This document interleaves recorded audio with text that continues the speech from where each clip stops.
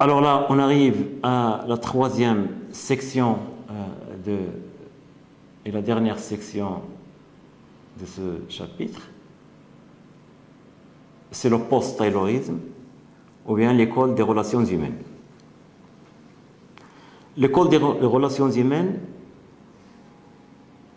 part du caractère démotivant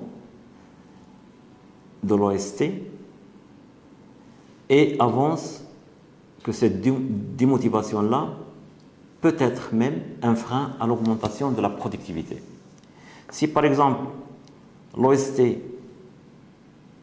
et le Fordisme avaient comme objectif l'augmentation de la productivité, les conditions créées au sein de l'entreprise peuvent devenir en même temps un obstacle vers l'augmentation de cette productivité à cause justement de la démotivation des travailleurs. Cette critique de l'OST par ce courant de pensée qui est l'école des relations humaines a été empiriquement démontrée, ça veut dire cette critique s'est basée sur des recherches empiriques dans des entreprises. Les principales conclusions des recherches de cette école sont la quantité de travail accompli par un individu n'est pas toujours déterminée par sa capacité physique. L'approche taylorienne, donc pour Taylor, il fallait choisir les hommes selon leur capacité à travailler. Or, il s'est démontré que la quantité de travail ne dépend pas de la capacité physique d'une personne, mais plutôt par sa capacité sociale, c'est-à-dire son intégration sociale. Si une personne est bien intégrée, s'il se sent heureuse au sein de son travail, son rendement sera meilleur. Au contraire, s'il est démotivé, quelle que soit sa capacité physique, son rendement ne sera pas bon. Ça, c'est parmi les résultats qui ont découlé des recherches empiriques menées par des chercheurs en organisation. Deuxième résultat, c'est que les récompenses non financières, telles que l'estime, les relations sociales, la reconnaissance, etc., jouent un rôle essentiel dans la motivation. Autrement dit, les récompenses financières ne sont pas toujours suffisantes pour la motivation des gens. Donc il faut, en plus des récompenses financières, qu'il y ait l'estime, qu'il y ait la reconnaissance pour vraiment motiver la personne. Troisième résultat qui découle des recherches des courants des relations humaines, c'est que la spécialisation de l'OST n'est pas la forme la plus efficace de l'organisation du travail. Donc, pour l'OST, il y a une seule forme de l'organisation du travail, c'est la spécialisation du travail. Or, il s'est avéré qu'il y a d'autres formes qui peuvent être plus efficaces que l'organisation basée sur la spécialisation du travail. En effet, les employés ne réagissent pas en tant qu'individus, mais en tant que membres d'un groupe ayant sa propre logique de fonctionnement et de valeurs. Les hommes au travail ne fonctionnent pas en tant qu'êtres individuels dont l'intérêt est donné essentiellement à la récompense financière, mais ils agissent en tant que membres d'un groupe qui a sa propre logique de fonctionnement et ses propres valeurs.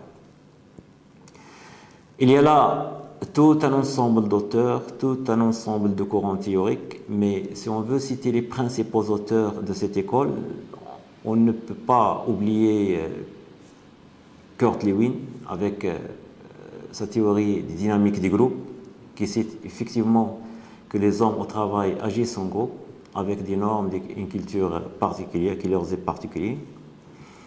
On ne peut pas aussi oublier de citer Maslow avec la hiérarchie des besoins et qui montre effectivement qu'au sein de l'entreprise, il n'y a pas tout simplement des besoins physiologiques, mais l'on peut développer toute une échelle de besoins qu'il faut satisfaire.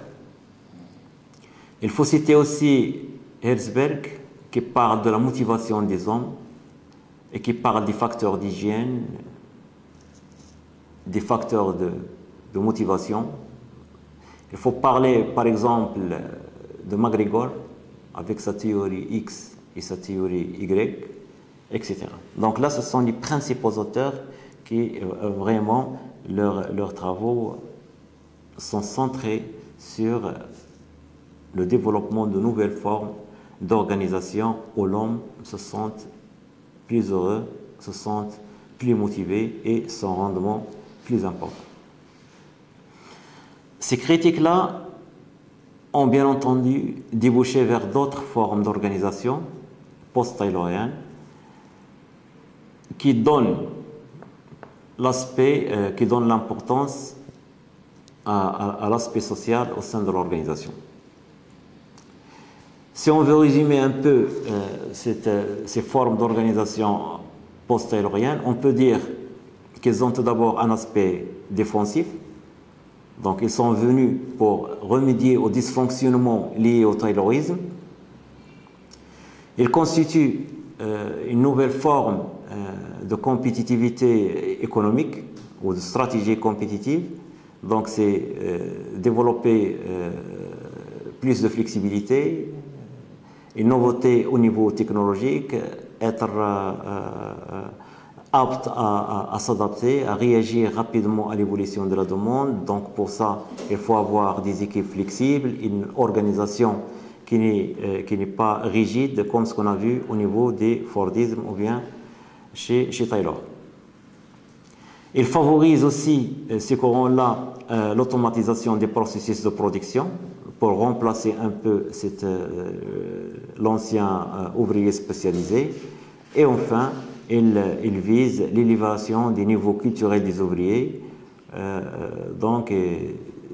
qui est très importante parce que finalement, un ouvrier, c'est un être qui pense, c'est un être intelligent qui doit vivre et travailler dans un milieu qu'il reconnaît.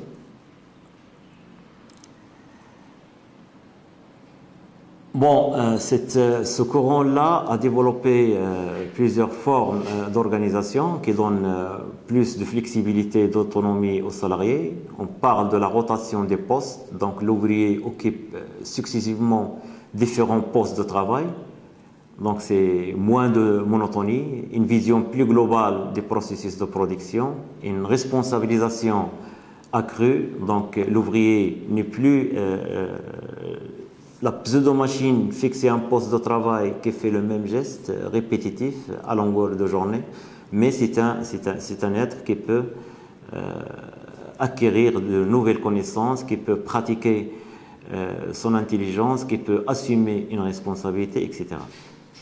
On parle aussi de l'élargissement des tâches, donc les tâches sont moins fragmentées et donc nécessairement plus intéressantes. Donc au lieu de faire toute une petite tâche, on essaie d'élargir un peu les tâches pour qu'elles soient plus intéressantes à réaliser.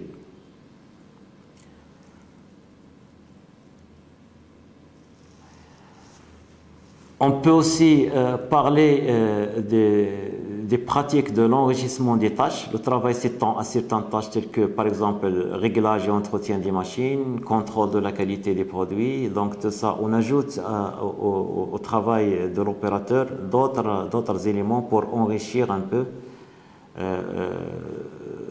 son travail. On peut parler aussi des groupes semi-autonomes constitués de quelques ouvriers qui s'organisent librement pour réaliser une certaine norme de production, donc toujours bien entendu fixée par la hiérarchie. Donc les tâches sont réparties d'un commun accord et le groupe tout entier est responsable de sa production, ce qu'on appelle les groupes semi-autonomes. Donc une certaine autonomie, mais dans un cadre général de contrôle de la hiérarchie. Mais quand même, le groupe se sent plus ou moins responsabilisé et l'ouvrier est inséré dans un groupe avec ce côté social qui est très important. On peut parler aussi des cercles de qualité, donc des groupes de volontaires qui se réunissent pour améliorer la qualité des produits, les performances réalisées, etc. Donc il y a ce courant de pensée qui vient critiquer l'organisation scientifique du travail, a donné lieu au développement de plusieurs formes d'organisation qui donnent l'importance au côté social et qui essayent de réduire un peu ce caractère pénible, aliénant et difficile du travail tel qu'il a été imposé par l'organisation scientifique du travail et dont le seul objectif était l'amélioration de la productivité. Malgré cette avancée sur le plan théorique et pratique dans le domaine de l'organisation des entreprises, là aussi, le post-taylorisme a aussi des limites, parce que l'OST, on peut dire qu'il s'y encore au sein de nombreuses entreprises. Il a été amélioré, certes, mais son existence est toujours présente. Pensez à ce qui se passe, par exemple, au niveau des centres d'appel. Pensez à ce qui se passe, par exemple, au niveau de la grande restauration, etc. Donc là ce sont les séquelles, pas les séquelles, mais plus que les séquelles, ce sont des formes d'organisation scientifique de travail qui sont encore là et qui ont pour seul objectif l'amélioration de la productivité.